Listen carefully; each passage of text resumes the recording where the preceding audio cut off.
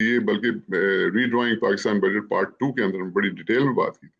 मैं अब आपको बताता हूँ कि कहाँ कहाँ से डॉलर जो है वो लीक हो रहा है, जिसकी वजह से डॉलर की डिमांड क्रिएट हो रही है। सबसे पहले स्पेकुलेशन।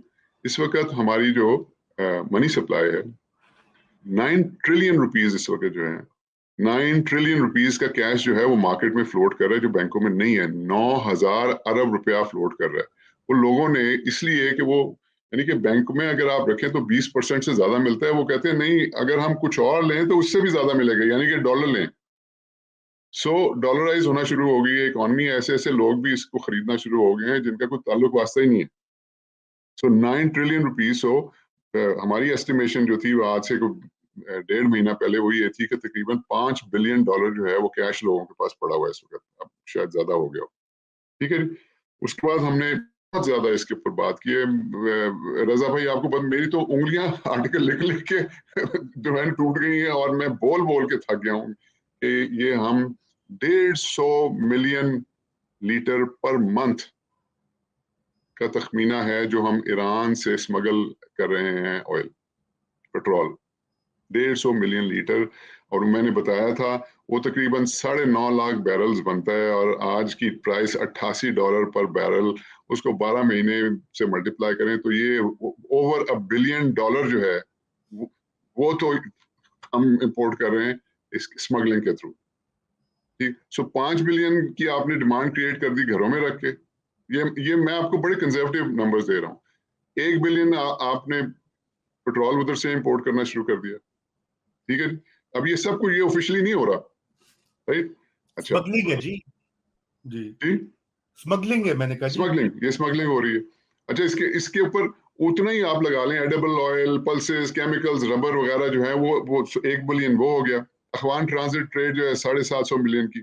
उसके बाद फिर हमने ये एस्टिमेट किया था कि 300-350 मिलियन डॉलर जो है वो सूटकेसेस के अंदर स्मगलिंग हो रही होती है, जो कि एयरपोर्ट्स के साथ लॉन्चेस के अंदर वगैरह जा रही होती है।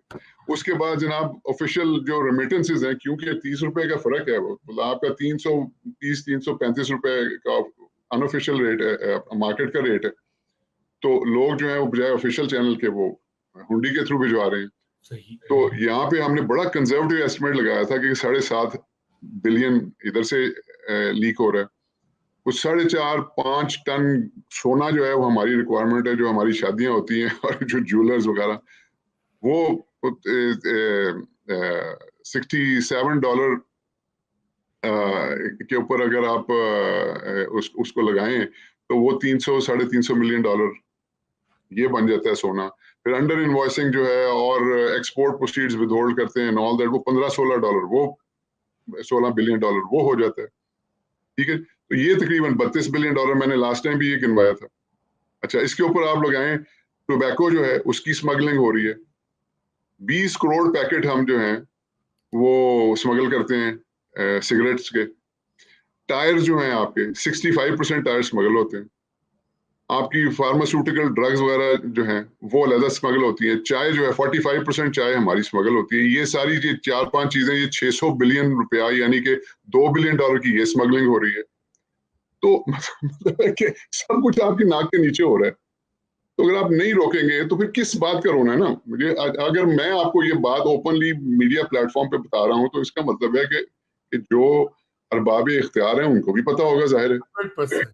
बिल्कुल और अगर कुछ नहीं करना है तो फिर इसी तरह चलेगा, सही। राइट? अच्छा, अब टू क्लोज दिस आर्ग्यूमेंट, देखें आपको हवाला वगैरह जो है उसको कहें, बैंक्स को इंसेंटिवाइज करें कि ये ऐसी ऐसी स्कीम्स, ऐसी आइडियाज निकालें कि लोग इस तरफ रागिब हों, बजाय वो हुंडी हवाला से भेजने के, वो ऑफिशियल चैनल से भेजें। अच्छा, फिर आपको सबसे इंपॉर्टेंट चीज, अगेन, ईरान के साथ ट्रेड, खुदा के वास्ते केयर टेकर फॉरेन मिनिस्टर साहब, अमेरिका वालों के साथ टाइम लें, वॉशिंगटन ले जाएं, एक ब्रीफ केस पकड़ के उधर जाएं, उनको सलाम करें, उनको कहें जी 8 कंट्रीज को आपने वेवर दिया है ईरान के साथ ट्रेड करने को, हम तो सबसे ज्यादा डिजर्व करते हैं, हमारा उनके साथ इतना लंबा बॉर्डर है, हमारी ट्रेडिशन है, हमारा हमसाया है, जनाब हमें उनसे ट्रेड करने दें, हमें जरूरत है। 8 कंट्रीज को आपने अलाउ किया हुआ है जिनके बॉर्डर नहीं मिलते हैं, तो हमें क्यों रोका हुआ है? तो थोड़ी सी डिप्लोमेसी की जरूरत है। यूनाइटेड स्टेट्स ने इंडिकेट भी किया जी हमें कोई प्रॉब्लम नहीं होगी, वो उनसे खुलवाएं। ये सारी ट्रेड जो हो रही है, ये बिलियंस ऑफ डॉलर्स की ट्रेड जो हो रही है ईरान के साथ, अगर ये स्मगलिंग की बजाय ऑफिशियल चैनल से होना शुरू हो जाए तो आपको ना सिर्फ आपको टैक्स आएगा, बल्कि अच्छा फिर आप बार्टर उनके साथ करें। देखिए ना, ये चीनी की स्मगलिंग उधर हो रही है, तो आप बार्टर, आप चीनी दें उनको, तेल उनसे ले लें, या उनसे एडिबल ऑयल ले लें, गंदम उनको दें, उनसे कुछ। So you know there needs to be things जो उनको चाहिए, जो आपको चाहिए, आप बार्टर ट्रेड करें, आप ना करें डॉलर के अंदर ट्रेड। सो इससे आपका फॉरेन एक्सचेंज भी बचेगा। Extremely important.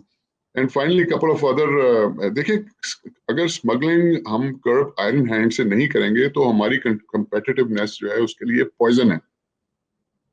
ये हम नहीं compete कर सकते हैं। हम we have to be very very serious about it. हमें टैरिफ्स की रैशनलाइजेशन करनी है ताकि ऑटोमेटिकली स्मगलिंग जो है ना वो डिसइंसेंटिव हो जाए, वो अनप्रॉफिटेबल हो जाए।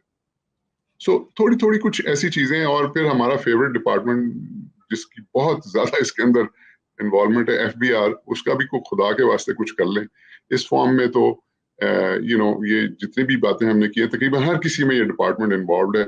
और जहां पे ये डिपार्टमेंट इन्वॉल्व होता है वो रजा भाई बस उधर फिर यही रिजल्ट निकलेगा। तो ये कुछ गुजारिशात थी। नहीं, जबरदस्त, बहुत अहम आपने पॉइंट्स में उठाए हैं, नुकात। और मैं समझता हूं कि ये अब वक्त आ गया कि इसके ऊपर सीरियस से एक लॉ एनफोर्समेंट की एक साइड है जो कि बड़ी क्लियरली आ रही है बैंकिंग सेक्टर के हवाले से। और तीसरी है हमारी ट्रेड पॉलिसी जो है, उसको भी हमें देखने की जरूरत है, जो आपने एक बार लिखा भी है और अभी आप बता भी रहे थे कि देखिए, हमें ये जो स्मगलिंग हो रही है ईरान से, मतलब आप उसको लेजिटिमाइज करें, आप उसमें वेवर लें, और मुल्क कर रहे हैं, ईरान से मंगवाएं पड़ोस में, ये किस चीज का इंतजार है? इतने साल दहाइयां हो गई हैं।